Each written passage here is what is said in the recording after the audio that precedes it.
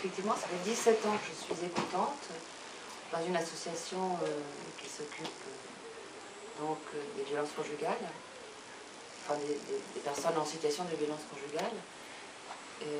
Je travaille au téléphone, ce sont des appels anonymes et uniques.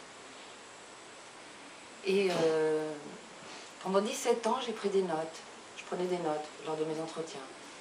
Et il n'y a pas si longtemps que ça, donc il y a à peu près 1 an ou 2, je me suis aperçue en refeuilletant mes cahiers qu'il y avait une richesse incroyable, et notamment les premières phrases que je note instinctivement. Je ne m'en étais pas aperçue. Et depuis le début, je note les premières phrases qui viennent, qui expliquent. Et je me suis dit, pourquoi pas essayer d'écrire quelque chose, de faire un travail. En fait, c'était pas pour faire un livre, c'était quelque chose d'expérimental, un peu pour parler de mon travail, pour expliquer ce que je fais, ce que nous faisons. Et parce que je trouvais qu'à la fois, ça explique les violences, hein, la détresse des femmes et des gens en situation de violence, et en même temps, mon travail. C'est-à-dire, ce que j'essayais un peu de dire dans la préface, qu'on entend ce qui se dit et aussi ce que l'on entend. Parce que ça n'est pas donné à tout le monde de l'entendre, de le noter. Voilà. Ça, c'était mon idée. La première chose, c'était de parler de mon travail. Donc j'ai commencé à retranscrire. Et en retranscrivant, il y en avait tellement, enfin il y avait tellement de c'est tellement fort, hein, comme vous dites, et beau en même temps, tellement émouvant, que ma démarche est devenue un peu plus poétique. J'ai commencé à écrire, je me suis rendu compte que je prenais du plaisir à choisir les phrases, à les poser, à en faire comme une sorte de musique. Donc ça, c'est la deuxième étape. Je ne suis pas du tout partie dans l'idée d'écrire un livre et de l'éditer, pas du tout. Et puis après, bon ben voilà, je me suis arrêtée à 1653 phrases. Et puis je l'ai montré à des amis, à mes collègues, etc., qui trouvaient ça très beau. Et on m'a dit pourquoi pas le montrer. Voilà, c'est comme ça que c'est parti. L'appel est unique. Donc effectivement, ça ressort. J'aurais pu en écrire beaucoup plus. Chaque phrase est une vie. Une vie unique. C'est. J'ai le sentiment, enfin j'espère, que ça parle vraiment de la violence. C'est vraiment. C'est du brut. C'est pas. Il n'y a rien de réfléchi, rien d'analysé. J'ai l'impression que dans tout, qu'il y a tout sur la violence. De chaque. Et sur la violence et sur la détresse humaine, sur l'amour, les relations. Voilà, oui, parce que c'est la vie. Oui, c'est la vie. Avec effectivement ce point commun, c'est du brut.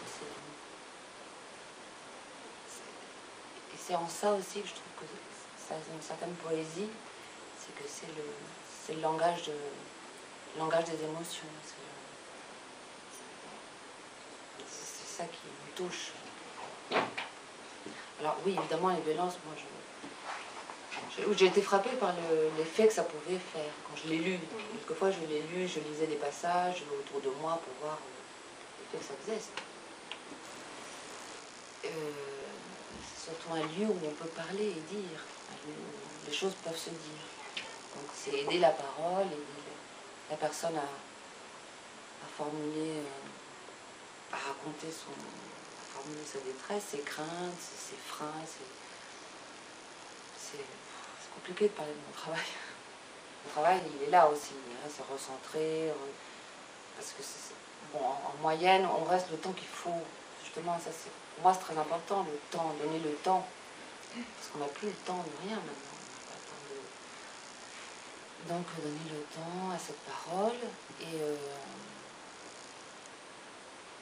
le faire savoir. En même temps, aider la personne à centrer l'appel, c'est-à-dire à voir où est vraiment le problème, qu'est-ce qui fait qu'elle reste, qu'est-ce qui fait qu'elle... Voilà, chaque histoire est différente.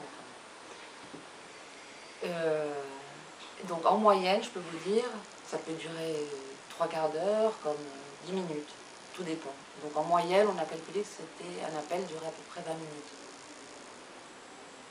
C'est que bien sûr, on oriente. On oriente vers les... justement, tout dépend de la situation. Bien sûr, notre rôle est aussi de donner le bon lieu où elle va pouvoir effectivement aller au-delà. Parce que bien souvent, ce sont des premières... ce sont des premiers appels. C'est la première fois qu'elles demandent de l'aide, qu'elles en parlent. Donc c'est aider cette personne-là à aller au-delà. Nous, on est là, on a un maillon. Donc effectivement, encourager à continuer dans cette petite porte qui s'ouvre, c'est ce qu'elle appelle. Donc l'aider à continuer à demander de l'aide. Oui. Donc on reçoit, on ne fait pas de suivi. Oui. Donc moi, chaque appel que je reçois est unique. Et ce que j'ai retranscrit, ce sont les premières phrases de mes appels. Oui. Depuis le début, depuis la création du téléphone, depuis 92. Et c'est un métier qui n'existe pas vraiment. En fait, à l'époque, écouter. Donc à l'époque, moi je suis travailleuse sociale, mais il y a plusieurs disciplines. Enfin, il y a pas mal de psy, des travailleurs sociaux, des éducateurs, et puis pas forcément des gens de social au départ. Alors au départ on a une formation, bien sûr, on a une formation d'entretien dans le milieu du social. Maintenant, on nous demande d'aller vite. En plus, on nous demande d'aller vite. Mais non, je ne conçois pas mon travail comme ça. Donc effectivement, je suis très contente d'avoir écrit ce livre, ne serait-ce que pour ça. Parce que peut-être que ce temps que l'on donne disparaîtra. Et moi je me dis que voilà, c'est là. Mon travail, voilà, c'est un témoignage aussi. C'est un hommage, c'est un témoignage, en fait, c'est plein de choses en même temps. Mon mari a défoncé la porte hier, elle ne ferme plus. J'appelle pour une amie dont l'une des filles est martyrisée et elle aussi. Je vous appelle de la rue, il n'y a que là que je suis bien. C'est pour une dame battue avec beaucoup de violence. C'est pour une personne que nous essayons d'aider et qui est repartie. Dans mon couple, je découvre des propos racistes. C'est pour une amie qui a ce problème-là. Mon mari ne me frappe pas, mais je crois qu'hélas, ça peut arriver à ce point. Ce n'est pas pour moi. Moi, je m'en suis sortie sur un brancard. Mon cousin Germain a tué sa femme et ses enfants. J'appelle pour une amie car je crains qu'elle ne mette fin à sa vie ou à celle de son mari. Mon mari a mis le feu sur le palier. J'aime encore mon mari malgré sa vulgarité. Je connais une dame traitée comme une esclave. Mon mari a osé me toucher il y a un mois et je suis partie.